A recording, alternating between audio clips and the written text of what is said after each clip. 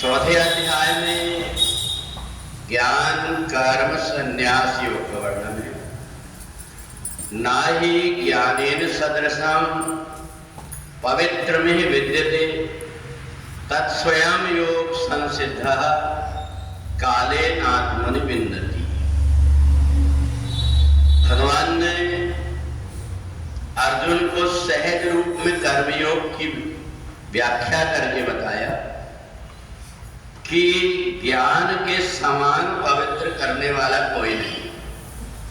अर्जुन ने पूछा ये ज्ञान कैसे प्राप्त होता है? भगवान ने कहा तत्स्वयं योग संसिद्धा कालेन आत्मनि विन्दति। कर्म करते रहो, थोड़े दिन में अपने आप ज्ञान हो जाता है।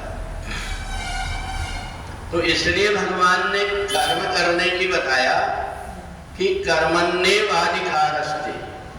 हम केवल कर्म अपने हाथ में है जो हम कर्म कर सकते हैं, फल हमारे हाथ में नहीं। फल तो हमको वो मिलता है जो कुछ हमने कर्म किया।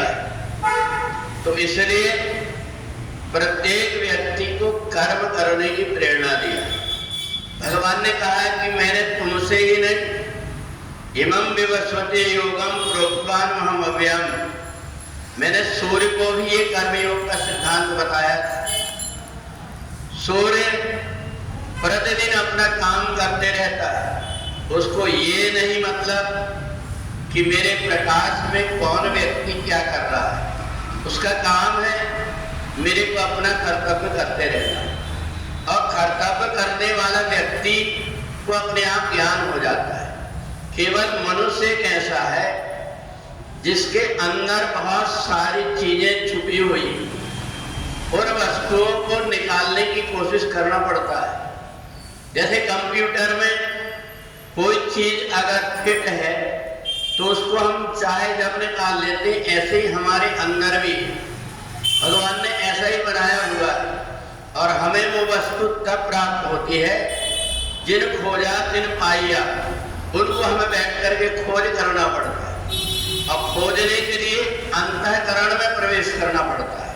और इसलिए ध्यानेन आत्मनि पश्यन्ति, ध्यान करके हम उन अंदर के जितने भी प्रकार की छिपी हुई हमारी कर्म की ग्रंथि उनको निकाल लेते हैं।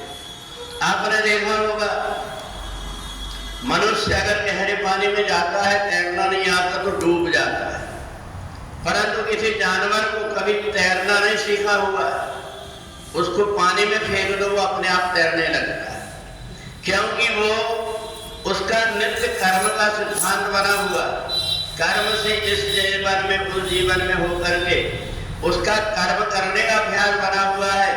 जैसे ही उसको पानी में डालते हैं वो सोचता है कि मैं डूब जाऊं, इसलिए हाथ पैर चलाने लगता है, और हाथ पैर चलाना शुरू किया और वो अपने आप पानी में से निकल करके आ जाता है। वही काम मनुष्य को कर करके देखो तो वो डूब जाएगा, क्योंकि वो कर्म के सिद्धांत में उसने अपने आप को अभी स्थिरता नहीं रखा हुआ है। इसलिए जब तक कि हम कर्म का अभ्यास नहीं करेंगे तब तक कि हमारे संस्कार हमें उधर जहाँ कर्म की ग्रंथि छिपी हुई वहां पर नहीं ले जाए। और इसलिए भगवान ने तीनों बातें एक साथ चौथे अध्याय का ज्ञान, कर्म और संन्यास।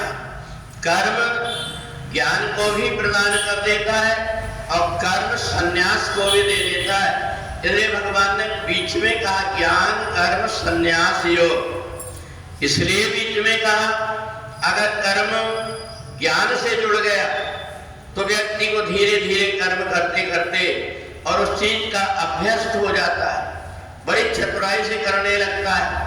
पहले पहले व्यक्ति अगर कोई काम करता है उतनी सफाई से उससे नहीं बन पाता, पर धीरे धीरे धीरे धीरे जब वो कर्म करता है तो उसमें अभ्यस्त हो जाता है, दूसरों से बात करते रहता है, काम करते रहता है, इतना निपुण हो जाता है कि फिर एक साथ दो दो काम भी कर लेता है। तो ये कर्म के अभ्यास से होता है। और यही कर्म जब हम कर्म करके और कृष्ण अर्पण वस्तु कर देते हैं, जो कुछ भी हमारा कर्म हुआ है इस कर्मों को मैंने किया हूं ना मान करके परमात्मा ने मेरे से करा लिया है, इसलिए इसको मैं परमात्मा को ही समर्पित कर देता हूँ, ऐसा सोच करके कर्म करता है तो वो व्यक्ति सब प्रकार के फायदे में इसलिए रहता है कि जो बैंक में अपनी राशि जमा कर देता है, राशि भी सुरक्षित रहती है और उसका उलट करके ब्याज भी मिलता है। इसलिए सत्कर्म को जो परमात्मा को अर्पण कर देता है, परमात्मा उसको संभाल करके रखता है और जब उसको आवश्यकता होती है तब उसको लौटा दे। बोले वृंदावन बिहारी लाल।